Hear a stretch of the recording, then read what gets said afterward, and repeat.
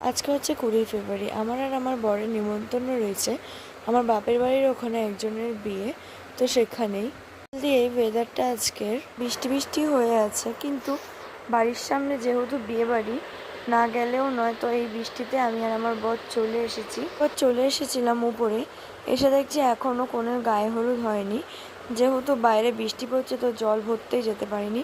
আর এইটা হচ্ছে আজকের ব্রাইড। বৃষ্টিটা থামার সঙ্গে সঙ্গে আমরা বেরিয়ে পড়লাম গায়ে হলুদের জল ভরতে যাওয়ার জন্য।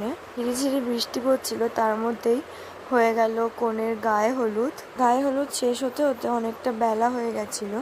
তো তারপর আমি, আমার বর, আমার বোনরা সবাই মিলে চলে এসেছিলাম খেতে। দুপুরে খাবারে ছিল ভাত, ডাল, আলু ভাজা, মাছের ঝোল আর একটা চচ্চড়ি।